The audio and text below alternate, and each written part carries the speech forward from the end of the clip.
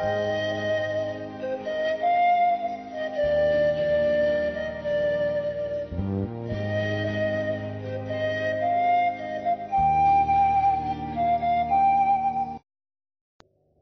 morning I want to share with you regarding the end time movement.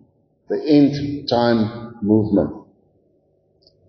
Now, all of us know that we're living in the end times and we see what is happening all around us. This sinful world that we're living in is full of lies, deception, and twisted truth. It is confusing and overwhelming to figure it all out. Now, praise God that we have His Word, the Bible. Now, it is the truth that never changes. So we can always build our lives on a firm foundation of faith as born-again believers. One of the ideologies that the devil uses to flood this world today, and that they really like to use, is something called, what the world calls, wokeness. Since the concept of being woke entered our mainstream media, it has influenced many people, even Christians, and how they think. It formed a certain mentality that is totally twisted, perverted, and the opposite of the truth as found in God's Word. It is getting increasingly difficult for us as born-again believers all over the world. But to speak the truth confidently, we must identify the differences between wokeism, or wokeness, and biblical truth. We must know what the differences are. So what is wokeness?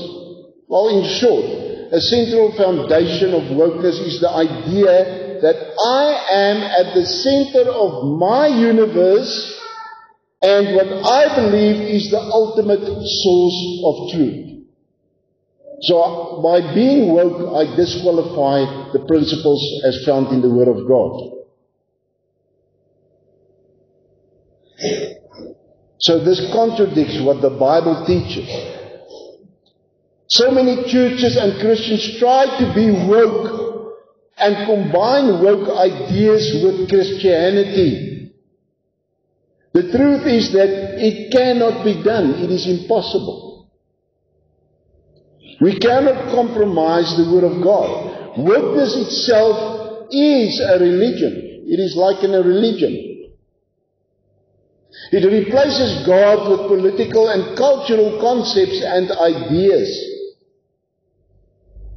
We read in 2 Corinthians 4 verse 4 that the devil is the ruler, the god of this world, of this age, and that he blinded the minds of people and that they are in a state of unbelief. Remember a few weeks ago I preached about unbelief, the spirit of unbelief.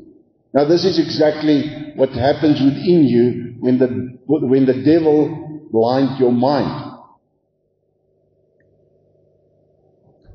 You know, you will find wokeness everywhere.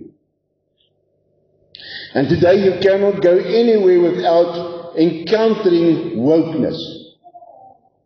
You will find it in entertainment, in education. We know especially what's happening in our country but all over the world regarding education. You know, just think about the Bella Act and what they want to teach our children at schools. You know, education, shopping. Just mention it, it's all over the show, you know. Everywhere we go, we are confronted with lectures about race and gender, etc., with messages often aimed at young children. Speaking the truth in a world filled with deception such as wokeness is not popular and is not easy. You will see that wokeness, you know, there's arrogance. There's no forgiveness. They want to force that on you and what they think, what their perception is of what is right. Now, I believe that is exactly what we saw with Charlie Kirk. And what was the reason for him being assassinated and murdered? Is because he stood on biblical principles and he did not agree with the wokeness in the world. That is why he was assassinated. So now we come to a point where we must ask the question, what is the answer? What must we as born-again believers do? Alright, so our scripture reading now, I'm going to read out of Joel 2 verse 28 to 31, the prophet Joel. I'm going to read out of the New International Version of the Bible. And afterward, this is God speaking, God Almighty, I will pour out my spirit on all people. Your sons and daughters will prophesy. Your old men will dream dreams, and your young men will see visions. Even on my servants, both men and women, I will pour out my spirit in those days. Say with me, those days. I will show wonders in the heavens and on the earth, blood and fire and blows of smoke. The sun will be turned to darkness and the moon to blood before the coming of the great and dreadful day of the Lord. Who of you know that we saw this already, the past years? We saw this more and more. Those days, we're living in those days. Our text verse, Joel 2 verse 28, and I'm going to read out of the Message translation.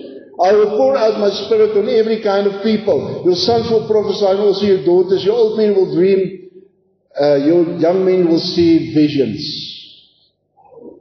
People, who of you know that it is war? And I'm not talking about the war physically. I'm talking about the spiritual war. I believe the end time revival is here.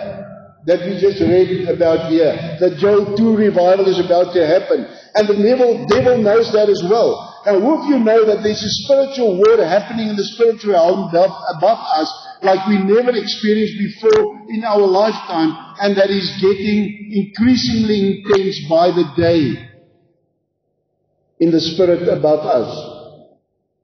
The devil knows that revival is about to happen, and he's flooding this world with his own twisted and perverse ideas and ideologies. He's coming with his own type or kind of revival. He's trying to neutralize the revival, the coming revival of God. And one of the things that he's using is the ideology of wokeness. He's trying to flood this world with that.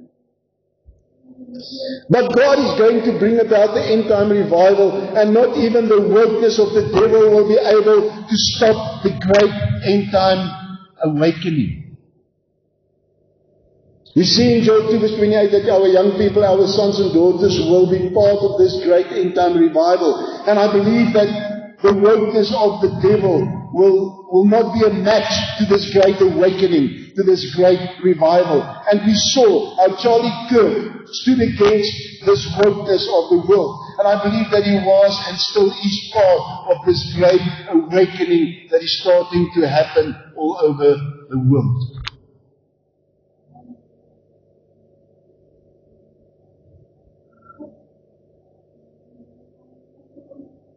I believe that his assassination actually ignited a raging fire against the wokeness and against the works of the devil. And I believe that this is the beginning of what is busy happening about in the end time revival. It's just the beginning. The devil did not kill him. He did not kill the truth that exposed wokeness. No, he ignited the fire of the end time revival amongst younger people. And Erika Kirk, the young widow of Charlie, will continue his work. What did we read in Joel 2 verse 28? Joel 2 verse 28 refers to sons and daughters.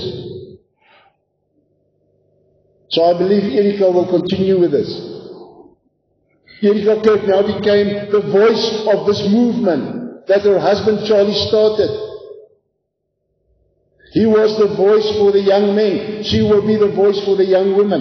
And God is raising young people, young men and young women in churches, in campuses, of colleges and universities, in schools and in communities to continue with this movement, this great awakening all over the world. The movement already started.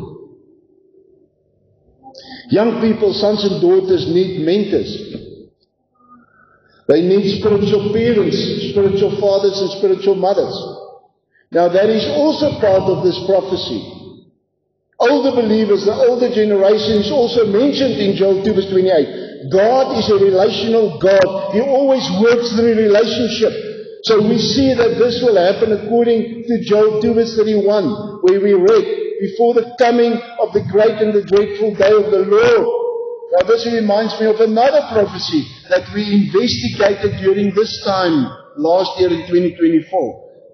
We read in Malachi 4 verse 5, so I will send the prophet Elijah to you before that great and dreadful day of the Lord. Same words. The spirit of Elijah. Can you see how these two prophecies come together regarding the same time frame or the same time period, which I believe is now, before that day of the Lord? We also read in Luke 1 verse 17, in the New King James Version, He will also go before him in the spirit and the power of Elijah, to turn the hearts of the fathers to the children, and the disobedient to the wisdom of the just, to make ready a people prepared for the Lord. The end time revival. So once again we see here that God will empower the younger as well as the older generation for the end time revival. It is time for the restoration of God-ordained covenant relationships in these last days. According to Luke 1 verse 17, God is preparing us, and especially a group of younger people, for a great movement and ministry in these end times. This younger generation have the energy and the will, but they will need wisdom and guidance. And God wants to restore these God-ordained relationships. God always works through relationship. Even from the one generation to the next. And we saw that in the Bible as well. We see that the principle everywhere in the Word of God. Just look at Abraham, Isaac, and Jacob. Just look at Moses and Joshua. Just look at Elijah and Elisha. Look at Paul, Timothy, and Titus. And we can continue. We are serving a multi-generational God. We are serving a God of relationship and of love. And I believe that what we're going to see in these last days is not going to be just revival that breaks out in certain areas, in churches. It's going to be a movement. And we already see that. Especially amongst the youth. It's going to be a movement. An inter-church movement. It's not about this denomination or that building or this church or that church. It's about God and Jesus Christ. It's going to be the end time movement that will bring revival in every sphere of life. It's not going to happen in the traditional churches as we know it. It's going to ignite the church to become what God wants. In conclusion, a man with the name of David Benham said, wokeness is today's religion. All over the world, wokeness is today's religion.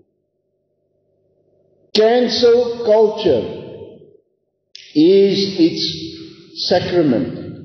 Wokeness is today's religion. Cancel culture is its sacrament. That is what David Benham said. A man with the name of Brian J. Dixon said, wokeness is a graceless religion. Say with me, graceless. It never forgives past missteps. Never forgives past missteps. Its mission is to kill, steal, and destroy.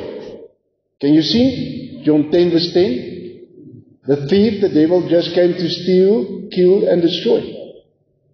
So wokeness mission is to kill, steal, and destroy. It wants destruction and not restoration. As you stand for biblical truth, wokeness will criticize you, demonize you, terrorize you, and someday soon criminalize you. And we already see that all over the world.